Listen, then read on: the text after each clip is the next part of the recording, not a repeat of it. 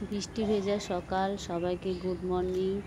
আমি যেহেতু কোয়ার্টারে থাকি, আমাদের কোয়ার্টারের ছাদে প্রচুর কাজ চলছে। দেখো এদের ভাঙা সব কিছু হয়ে আছে। তো আজকে আমি সকালে চিড়ে টিক্কা বানাবো, তাই চিড়েগুলো শুকনো নিয়েছি, এগুলো ধুয়ে নেব ভালো করে, আর পেঁয়াজ আর গাজর দেব। তো প্রথমে চিড়েগুলো ভিজিয়ে ধুয়ে নিয়েছি, এগুলো যেহেতু নরম চিড়ে ভিজিয়ে রাখার কোনো দরকার নেই। একটা ডিম ফাটিয়ে দিয়ে দিলাম, আর একটা গোটা গাজর গ্রেট করে দিয়ে দিলাম, আর পেঁয়াজ আর লঙ্কা একদম ছোট ছোট করে কুচি করে দিয়ে দিলাম। একদম ছোট ছোট করে কুচি করেছি, যাতে চিড়ের সাথে ভালো করে সিদ্ধ হয়ে যায়, একদম পেঁয়াজগুলো খেতে ভালো লাগবে। আর আমি কি দিলাম বলো তো, আর বড় চামচের 2 চামচ নুন দিয়ে দিলাম। যেহেতু চিড়েটা পরিমাণ মতো নুন দেবে, চিড়েটা অনেকটা আমার আছে, এখানে আমার চিড়েটা আছে 250 মতো চিড়ে আছে। আর চিড়ে তো ভেজালে একটু বেশি হয়ে যায়, তোমরা সবাই জানো। তো চিড়েটা প্রথমে ভিজিয়ে নিয়েছি, তারপরে ওই ডিম, গাজর আর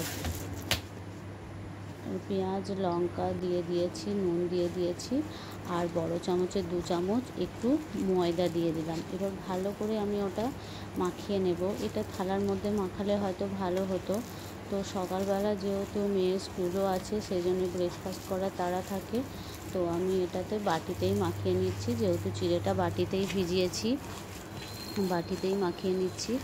আমার যারা নতুন আমার ভিডিও দেখছো, তারা অবশ্যই লাইক দিয়ে পুরো ভিডিও দেখে সাবস্ক্রাইব করে পাশে থাকবে, কমেন্ট বক্সে কমেন্ট জানাবে। আর যারা আমার পুরনো বন্ধু আছো, তারা তো আমার সাথে আছো বলে আমি এত দূর এগোতে পেরেছি। আমার আজকে 100 সাবস্ক্রাইবার হয়েছে, তো আমার ভালোই লাগছে। আস্তে আস্তে এগিয়ে যাব, তোমরা যদি পাশে থাকো। আমার পুরো ভিডিওগুলো দেখে তবেই সাবস্ক্রাইব করবে, পাশে থাকলে খুশি হব। তো আমি তাওয়াটা আগেই বসিয়ে দিয়েছি, গরম করে নিয়েছি, গরম করে তেল দিয়ে দিলাম। আর এগুলো চিড়েগুলো হাতে করে একটুখানি গোল করে, তারপর চ্যাপটা করে টিক্কা যেমন বানায় ওই রকমভাবে তাওয়াতে চ্যাপটা চ্যাপটা করে বসিয়ে দেবে। আর এটা করা খুবই সিম্পল একদম, ব্রেকফাস্টে খুব ভালো লাগে। আর যারা রাতে ডায়েটিং করো, তারা এটা করে খেতে পারো। চিড়ে বাচ্চারা অনেক সময় খেতে চায় না, তো এইভাবে করে খাওয়ালে ওরা খুব খুশি হবে। তো গ্যাসটা একদম মিডিয়াম ফ্লেমে রেখে এটা করবে। ভিডিওগুলো যদি তোমাদের ভালো লেগে থাকে অবশ্যই পাশে থাকবে। তো চিড়েগুলো প্রথমে গ্যাসটা মিডিয়াম ফ্লেমে রেখে আমি সেঁকে নিচ্ছি, তারপরে আমি এটার মধ্যে একটা ঢাকা দিয়ে দেব, যাতে আস্তে আস্তে ভিতরটাও যাতে সিদ্ধ হয় বা নরম হয়ে যায়। ভিতরটা যদি কাঁচা থাকে তাহলে ভালো হবে না। আমি একদিকটা উল্টে নিয়েছি, এবার আরেক দিকটা সেঁকে নেব। টিক্কা যেহেতু সেঁকা সেঁকা হয়, সেজন্য এটাতে একদমই কম তেল লাগবে, তেল একদমই বেশি লাগবে না। আমি একটু উল্টানোর আগে আর একটু তেল দিয়ে দিলাম, খুন্তির মাথাটা করে এগুলো ভালো করে চ্যাপটা চ্যাপটা করে নেবে, ভালো করে যাতে সেঁকা হয়। একটু বেশিক্ষণ সময় লাগবে, তবে গ্যাসটা হাই ফ্লেমে করবে না, পুড়ে যাবে। তবে টিক্কা একটু পোড়া পোড়াই হয়, কোনো অসুবিধা নেই। একটু তেতো লাগে যদি, সেজন্য একটু গ্যাসটা মিডিয়াম ফ্লেমে রেখেই এটাকে সেঁকে নেবে। এটা করাও যেমন সহজ, আর টাইমও খুব একটা লাগে না।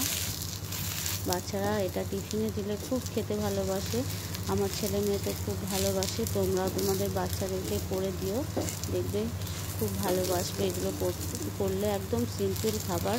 সুজি চিড়ে এগুলো কিন্তু সবাই খুব একটা খেতে চায় না, কিন্তু এইভাবে করে দিলে ওরা খুব ভালোবাসে খেতে। আর এক পিঠ সেঁকে আবার ঢাকা দিয়ে দিলাম। এবার পুরো ঢাকাটা তুলে দেখাচ্ছি। দেখো একটুখানি লালচে লালচে হবে, খুব পুড়ে যাবে না। আমার উল্টো দিকটা একটু পোড়া পোড়া সেঁকা হয়েছে, দেখো টিক্কা যেমন হয় সেরকম হয়েছে, খুব সুন্দর হয় খেতে, তেল একদমই বেশি লাগে না। দেখো আমার পুরো রেডি হয়ে গেছে, সসের সাথে আমি সার্ভ করে দিয়েছি। তোমাদের কেমন লাগলো ভিডিওটা অবশ্যই কমেন্ট বক্সে জানাবে। Bye bye.